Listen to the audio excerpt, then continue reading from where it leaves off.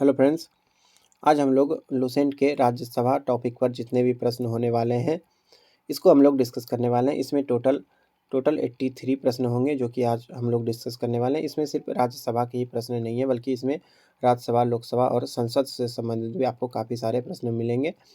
सारे प्रश्न एग्जाम के लिए काफ़ी ज़्यादा इंपॉर्टेंट है। इसके पहले हम लोगों ने और भी कई सारे टॉपिक पर वीडियोस बना रखा है। सारे वीडियोस को आप जाकर प्लेलिस्ट में देख सकते हैं। उसमें आपको काफ़ी ज़्यादा इंपॉर्टेंट प्रश्न मिलेंगे और इसी एग्ज़ाम में, चाहे वो कोई भी एग्ज़ाम हो, उससे लुसेंट से तो एग्ज़ाम में पूछा ही जाता है, ये आपको पता ही होगा। और यहाँ पे कोई भी प्रश्न गलत नहीं दिया गया है। यहाँ पे सारा प्रश्न एकदम सही आंसर आपको मिलेगा और इसका डिस्कशन भी अभी मैं करने वाला हूँ, तो सारे को अच्छे से देखना है।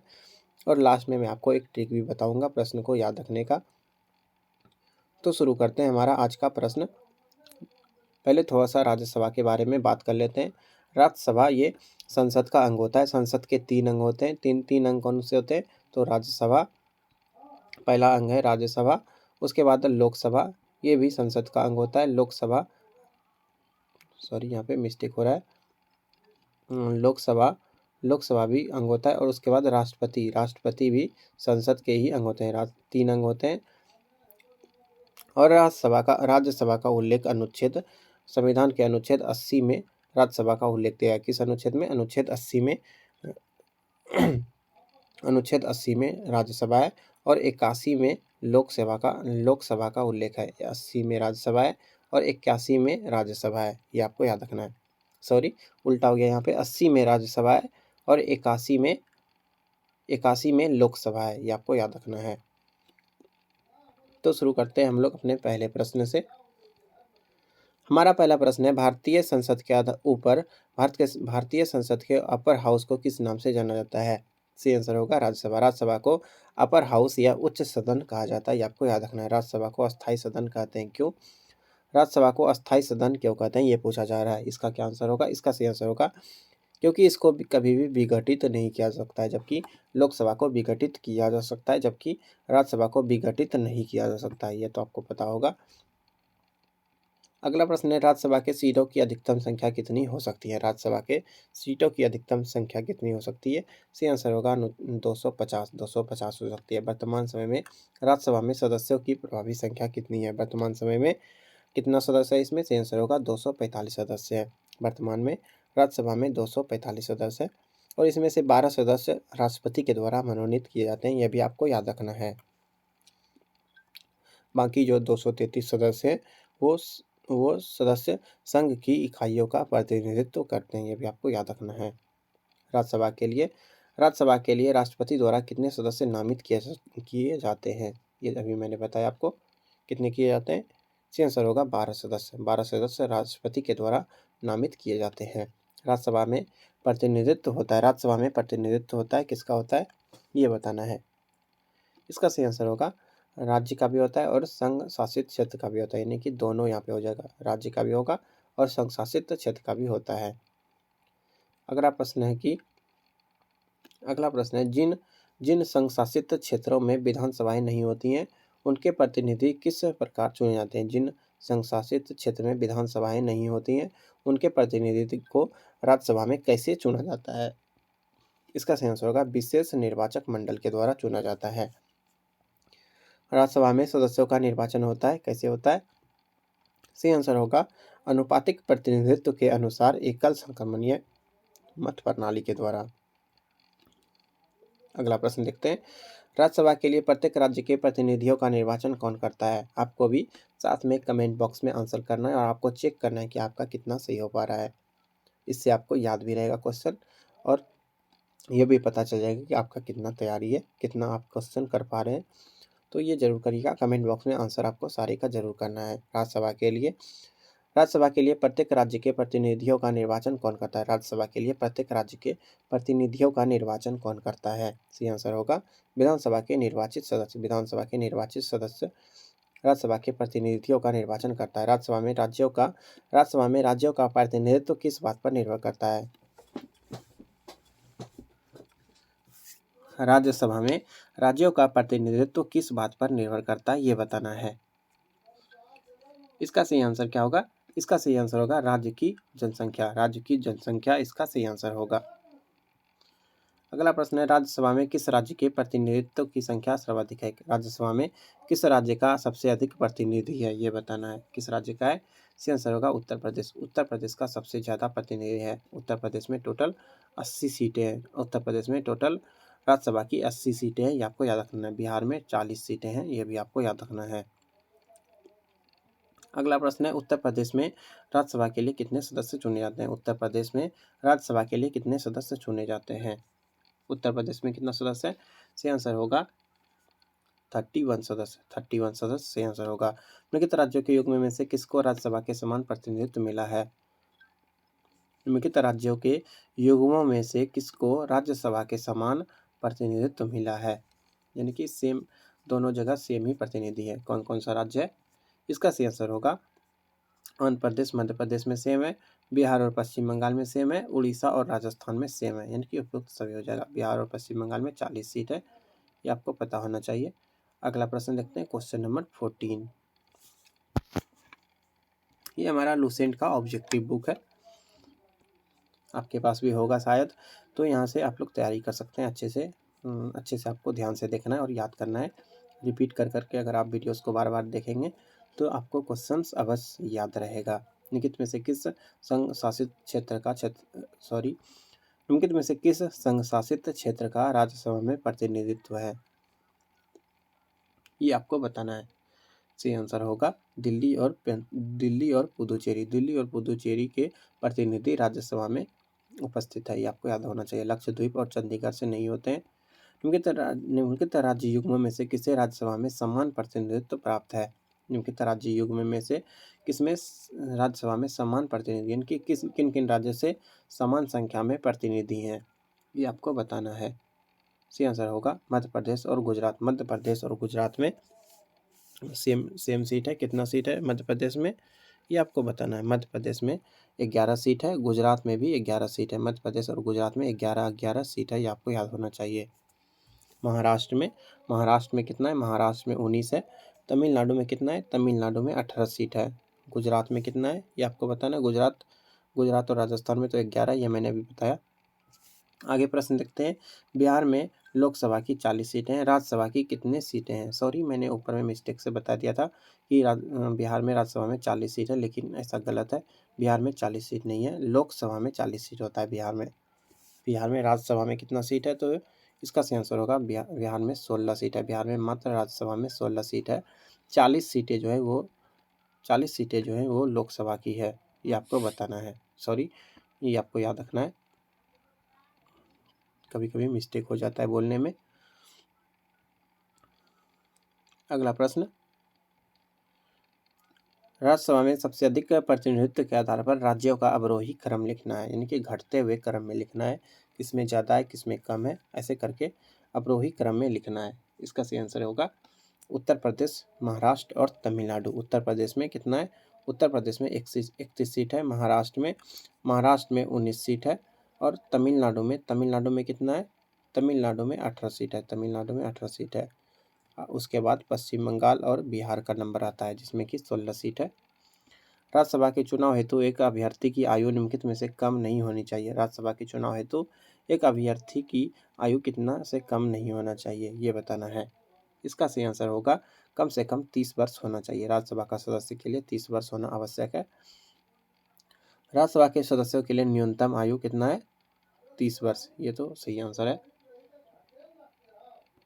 राज्यसभा के सदस्यों का कार्यकाल कितना होता है? राज्यसभा के सदस्यों का कार्यकाल कितना होता है? सही आंसर होगा 6 वर्ष। 6 वर्ष होता है। लोकसभा का 5 वर्ष होता है। लोकसभा का 5, राज्यसभा का 6 वर्ष होता है। राज्यसभा के सदस्य चुने जाते हैं, राज्यसभा के सदस्य चुने जाते हैं तो 6 वर्ष के लिए ये चुने जाते हैं, क्योंकि कार्यकाल 6 वर्ष है।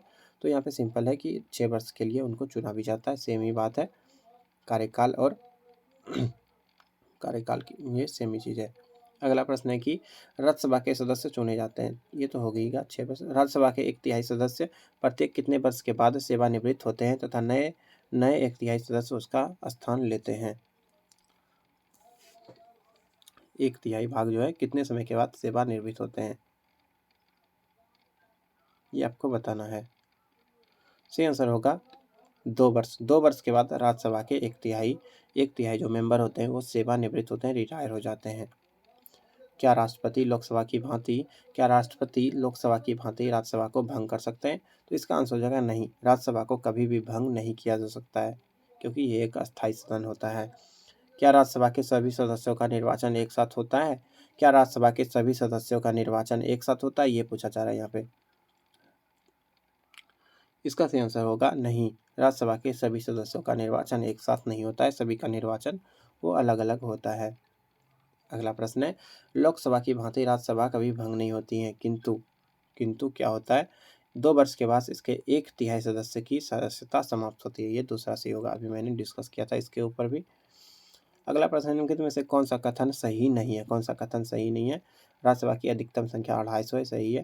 राज्यसभा निरंतरता का प्रतीक है, राज्यसभा निरंतर, ये भी सही है। राज्यसभा के 2 सदस्य एक प्रत्येक दूसरे वर्ष की समाप्ति पर पदमुक्त हो जाते हैं। 2 तिहाई नहीं होगा यहाँ पे 1 तिहाई होगा। ये सही हो, ये गलत हो जाएगा यहाँ पे, क्योंकि 2 तिहाई दिया गया, यहाँ पे 1 तिहाई होगा। निम्नलिखित में से कौन सा कथन सही है? कौन सा कथन सही है ये बताना है। सही कौन सा है ये देखना है यहाँ पे कि कौन सा सही है। इसमें मात्र एक ही सही है, ये तीसरा वाला इसमें सही है। लोकसभा और राज्यसभा में एक बात में अंतर है कि लोकसभा का निर्वाचन कोई भी प्रत्याशी भारत के किसी भी राज्य से लड़ सकता है, परंतु राज्यसभा का प्रत्याशी सामान्यतः वही का होना चाहिए जहां से वह प्रत्याशी बन रहा है।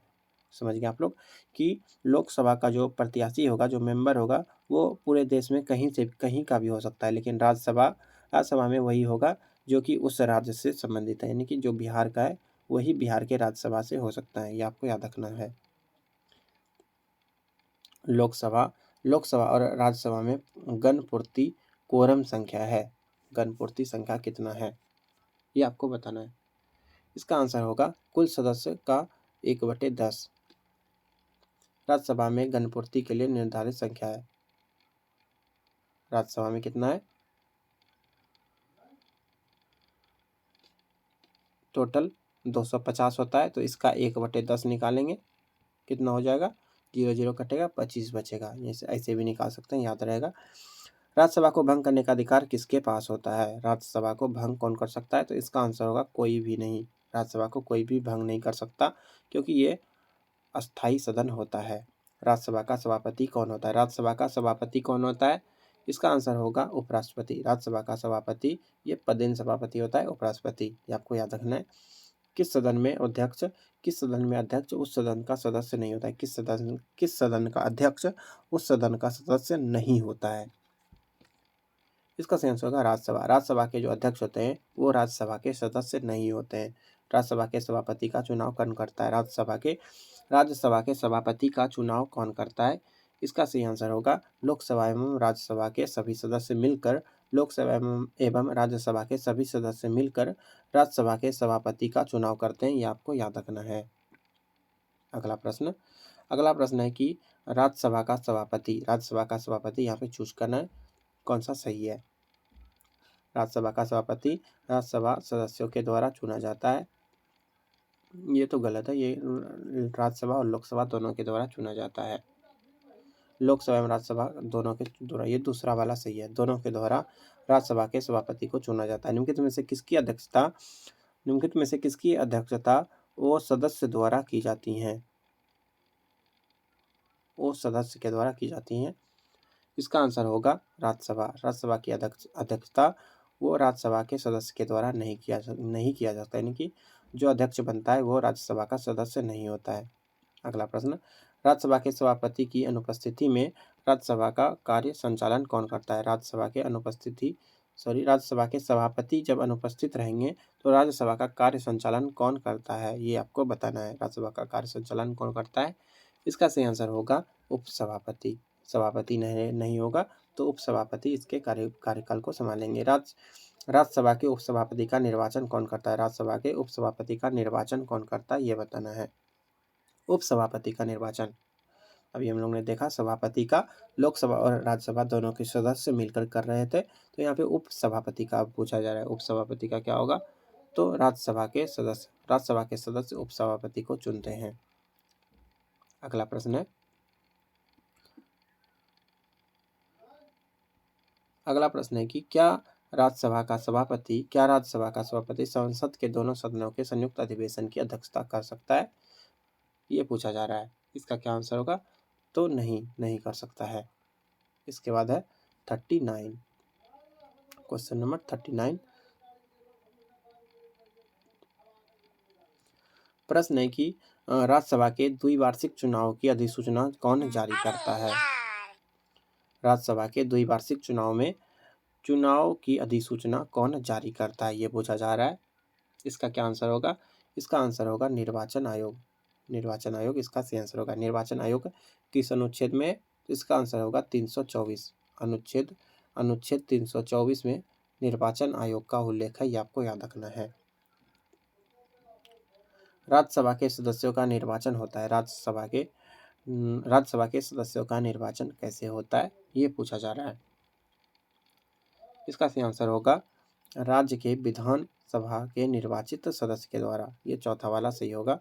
राज्य के विधानसभा के निर्वाचित सदस्य के द्वारा होता है, यानी कि इसमें जनता के द्वारा वोट डायरेक्ट आप नहीं दे सकते हैं। ये विधानसभा के सदस्य के द्वारा चुना जाता है, याद रखना आपको। स्वतंत्र भारत में राज्यसभा के प्रथम सभापति कौन थे? स्वतंत्र भारत में राज्यसभा के प्रथम सभापति कौन थे? इसका आंसर होगा डॉक्टर एस राधाकृष्णन। ये उपराष्ट्रपति भी रहे हैं और ये राज्यसभा के प्रथम सभापति भी थे। ये यानी कि दोनों तो एक ही होता है, जो उपराष्ट्रपति होते हैं वही राज्यसभा के प्रथम सभापति यानी कि सभापति होते हैं, पदेन सभापति होते हैं। ये तो आंसर होगा डॉक्टर एस राधाकृष्णन। राज्यसभा के संदर्भ में निम्नलिखित में से कौन सा कथन सही है? राज्यसभा के संदर्भ में कौन सा कथन सही है? सही वाले को चूज करना है।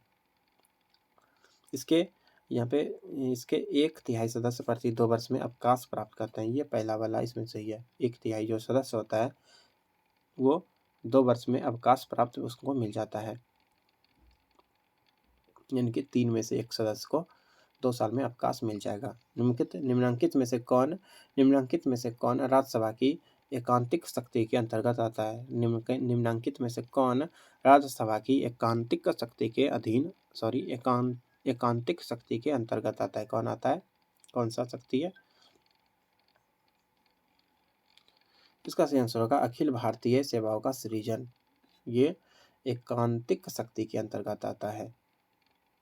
अगला प्रश्न,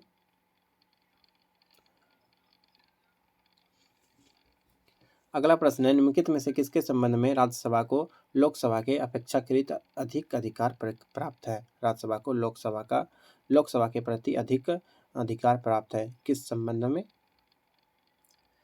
इसका सही आंसर होगा नई अखिल भारतीय सेवाओं का गठन करना।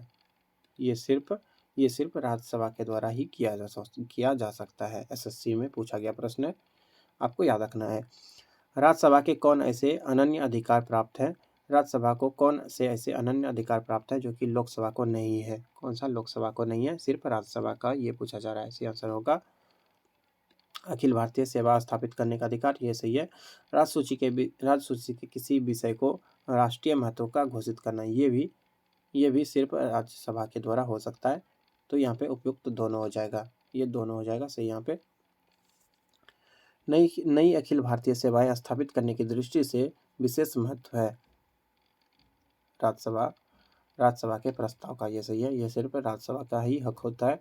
संविधान के अनुच्छेद 312 राज्यसभा को निम्नलिखित में से किस अधिकार प्रदान करता है? अनुच्छेद 312 राज्यसभा को कौन सा अधिकार प्रदान करता है, ये बताना है। इसका सही आंसर होगा एक या अधिक अखिल भारतीय सेवा सृजित करने का अधिकार।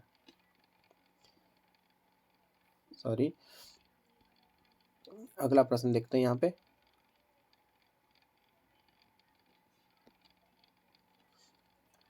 केंद्रीय संसद राष्ट्रीय हित में राज्य सूची के विषय को कानून बना सकती है यदि क्या होगा? यदि राज्यसभा तथा उपस्थित सदस्यों के 2/3 विशेष बहुमत से एक प्रस्ताव पारित करे।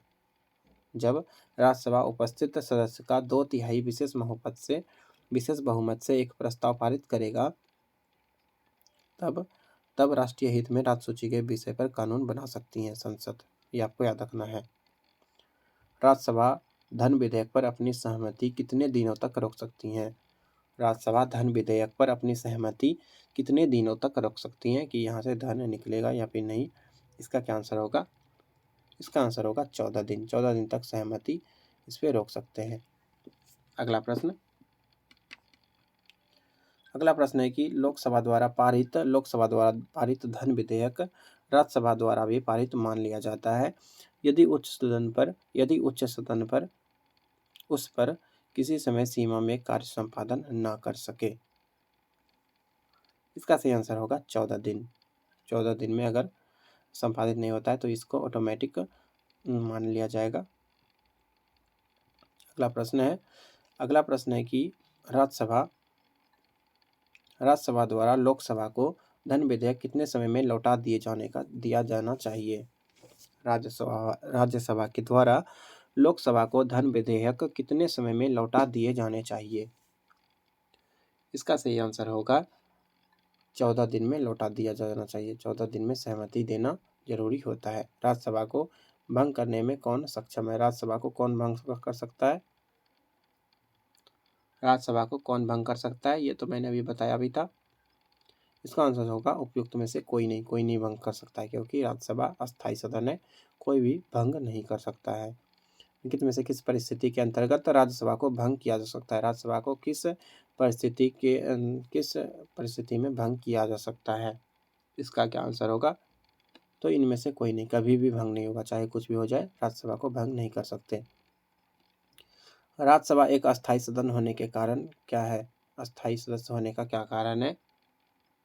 इसका आंसर है 1/3 सदस्य प्रति 2 वर्ष सेवानिवृत्त हो जाते हैं। इसी कारण से इसको अस्थायी सदन कहा जाता है। ये आपको याद रखना है। राज्यसभा के सदस्यों को नामित करने का अधिकार निम्नलिखित में से किसको है? राज्यसभा के सदस्यों को नामित करने का अधिकार किसको है? नामित कौन करता है? इसका आंसर होगा राष्ट्रपति। एसएससी में पूछा गया है। राष्ट्रपति द्वारा राज्यसभा के लिए कला, साहित्य, विज्ञान आदि के क्षेत्र से 12 सदस्यों को मनोनीत करने की व्यवस्था की गई है। ये किस अनुच्छेद के अंतर्गत आता है? 12 सदस्य जो राष्ट्रपति मनोनीत करते हैं, ये किस अनुच्छेद के अंतर्गत करते हैं? इसका आंसर क्या होगा? इसका आंसर होगा अनुच्छेद 80 के तहत।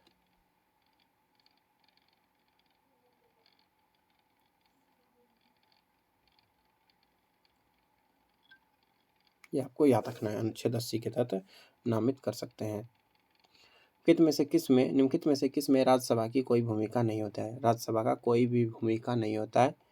अध्यक्ष के निर्वाचन में राज्यसभा का कोई भी भूमिका नहीं होता है। इन सब में होता है भूमिका राज्यसभा का। महाभियोग में भी होता है, राष्ट्रपति के महाभियोग में। ये आपको याद रखना है। राज्यसभा भंग नहीं हो सकती है, ये सही है। राज्यसभा भंग नहीं हो सकती है, कभी भी भंग नहीं हो सकते हैं। राज्यसभा क्या है? अस्थायी सदन है, ये तो आपको पता है। धन विधेयक को पारित करने के लिए राज्यसभा को कितने समय तक समय दिया जा सकता है? इसका आंसर है 14 दिन। 14 दिन तक सहमति देने का अधिकार नहीं, कि 14 दिन के अंदर सहमति देना आवश्यक होता है। राज्यसभा समान विधेयक को अधिकतम कितनी अवधि के लिए रोक सकता है? समान विधेयक को कितनी अवधि तक रोक सकता है? इसका आंसर होगा 6 माह। राज्यसभा समान विधेयक को 6 माह तक रोक सकता है। अगला प्रश्न है, सर्वप्रथम किस अभिनेता को राज्यसभा का सदस्य मनोनीत किया गया था? सर्वप्रथम किस अभिनेता जो कि एक्टर होते हैं, किसको सबसे पहले राज्यसभा का सदस्य मनोनीत किया गया था? कौन से ऐसे अभिनेता है? इसका आंसर होगा पृथ्वीराज कपूर अभिनेता हैं। इनको पहली बार राज्यसभा का सदस्य के रूप में मनोनीत किया गया था। राज्यसभा के लिए नामित प्रथम फिल्म अभिनेत्री कौन है थी? राज्यसभा के लिए नामित प्रथम फिल्म अभिनेत्री, इसका आंसर क्या होगा? इसका आंसर होगा नरगिस दत्त सही आंसर होगा। अगला प्रश्न निम्नलिखित में से कौन सा हिंदी साहित्यकार राज्यसभा का सदस्य है? निम्नलिखित में से कौन सा हिंदी साहित्यकार राज्यसभा का सदस्य था, ये बताना है आपको। इसका सही आंसर होगा रामधारी सिंह दिनकर। ये एक हिंदी साहित्यकार है और ये राज्यसभा के सदस्य भी रह चुके हैं। इनकी आपने कविताएं भी सुनी होंगी, काफ़ी सारे हिंदी की कविताएं इन्होंने लिखी हैं। प्रधानमंत्री पद पर नियुक्त होते समय निम्नलिखित में से कौन राज्यसभा का सदस्य था? कौन राज्यसभा का सदस्य था, ये बताना है। इसका आंसर होगा 65 का क्या आंसर होगा? इसका आंसर होगा इंदिरा गांधी। ये भी थी। मनमोहन सिंह ये भी और इंद्र कुमार गुरजाल ये भी शामिल थे। यानी कि ये सभी जो ये तीनों जो दिया गया ये सभी प्रधानमंत्री से पहले राज्यसभा के सदस्य थे। राज्यसभा की प्रथम महिला महासचिव कौन थी? राज्यसभा की प्रथम महिला महासचिव कौन थी ये बताना है। इसका सही आंसर होगा बी.एस. रमा देवी। बी.एस. रमा देवी ये पहली महिला महासचिव थी। कहाँ की? राज्यसभा की। बी.एस. रमा देवी याद रखना आपको। राज्यसभा का सर्वप्रथम गठन कब हुआ था? राज्यसभा का सर्वप्रथम गठन कब हुआ था ये बताना है। इसका क्या आंसर होगा? इसका आंसर होगा 3 अप्रैल 1952। 3 अप्रैल 1952 को सर्वप्रथम राज्यसभा का गठन हुआ था। 3 अप्रैल 1952 ये आपको याद रखना इंपॉर्टेंट डेट है। राज्यसभा की प्रथम बैठक कब हुई थी? प्रथम बैठक राज्यसभा का कब हुआ था? इसका क्या आंसर होगा? इसका आंसर होगा 13 मई 1952। 13 मई 1952 को राज्यसभा की प्रथम बैठक हुई थी। गठन कब हुआ था? 3 अप्रैल को। और पहला बैठक 3 अप्रैल को 3 अप्रैल को गठन हुआ था। 13 मई को प्रथम बैठक हुआ था। ये बात को आपको ध्यान रखना है। 3 अप्रैल 13 मई 3 अप्रैल 13 मई ये दोनों इंपॉर्टेंट है, याद रखना है। 3 अप्रैल और 13 मई 1952। राज्यसभा के पहले समूह की सेवानिवृत्ति कब हुई थी? राज्यसभा के पहले समूह की सेवानिवृत्ति कब हुई थी? यानी कि पहली बार जो 1/3 सदस्य निकले थे वो कब निकले थे ये आपको बताना है। इसका आंसर होगा 9 जून 1955। 9 जून 1955 ये चौथा ऑप्शन बिल्कुल सही हो जाएगा। 9 जून 1955 बिल्कुल सही आंसर है। अगला प्रश्न है कि राज्यसभा कब भंग की जाती है? राज्यसभा कब भंग की जा सकती है? तो इसका आंसर होगा कि यह कभी भी भंग नहीं हो सकता है। राज्यसभा कभी भी भंग नहीं हो सकता है। अगला प्रश्न है राज्यसभा के बारे में निम्नलिखित में से कौन सा कथन सही है? कौन सा कथन सही है यह बताना। सही कौन सा है? राज्यसभा की अधिकतम अनुज्ञेय संख्या 250 यानी कि 250 सदस्य हो सकते हैं, ये तो सही है। राज्यसभा में 238 सदस्य राज्य और संघ शासित क्षेत्रों के अप्रत्यक्ष रूप से निर्वाचित होते हैं। 238 ये सही है। 238 राज्य और केंद्र शासित राज्य और संघ शासित क्षेत्र से आते हैं और 12 सदस्य राष्ट्रपति के द्वारा चुने जाते हैं, ये भी सही है। अखिल भारतीय सेवा के सृजन जैसे मामलों में इसकी लोकसभा के साथ समान रूप से विधायी शक्तियाँ हैं, ये गलत है। पहला दूसरा मात्र इसमें सही है, ये सही होगा। अगला प्रश्न है कि हमारे संविधान के अनुसार राज्यसभा का कार्यकाल क्या होता है? राज्यसभा का कार्यकाल प्रत्येक 6 वर्ष के बाद समाप्त होता है। सॉरी यहाँ पे ये नहीं होगा। राज्यसभा के मेंबर का कार्यकाल 6 वर्ष होता है, लेकिन राज्यसभा का कार्यकाल ये नहीं होता है। राज्यसभा का कार्यकाल नहीं होता है, ये आपको याद रखना है। अगला प्रश्न है कि राज्यसभा का सदस्य बनने हेतु निम्नलिखित में से क्या अभिकथनों पर विचार करिए और कौन सा, यानी कि क्या क्या आपके पास योग्यता होना चाहिए राज्यसभा के सदस्य बनने के लिए। क्या क्या होना चाहिए? तो उम्र होना चाहिए 30 वर्ष कम से कम। उसके बाद जहाँ से अभ्यर्थी को निर्वाचित किया जाना है उस राज्य की मतदान सूची में मतदाता के रूप में पंजीकृत होना चाहिए, ये भी सही है। राज्य के अंतर्गत लाभ पद धारित नहीं होना चाहिए था, ये गलत है। यानी कि पहला और दूसरा इसमें सही है। निम्नलिखित कथनों पर विचार करना। यहाँ पे 2 कथन दिया गया है और दोनों कथन पे आपको विचार करना है कि इसका ऑप्शन देख लेते हैं। यहाँ पे क्या दिया गया है, कौन सा सही है कौन सा सही नहीं है, ये चूज करना है। यहाँ पे कौन सा सही है कौन सा, तो इसमें कौन सा सही है ये चूज करना है आपको। सही ना पूछा जा रहा है, हाँ सही कौन सा ये पूछा जा रहा है। देखते हैं कौन सा सही है, इसमें पढ़ लेते हैं इसको। केवल राज्यसभा में यह शक्ति निहित है कि वह यह घोषणा करे कि राज्य सूची में किस विषय के संबंध में राष्ट्रीय हित में संसद विधि बना सकती हैं। ये जो है ये बिल्कुल सही है। आपात की उद्घोषणा का अनुमोदन करने का संकल्प आपात की उद्घोषणा का अनुमोदन करने वाले संकल्प केवल लोकसभा द्वारा पारित किए जाते हैं, ये गलत है। ये राज्यसभा के द्वारा भी पारित किया जाता है।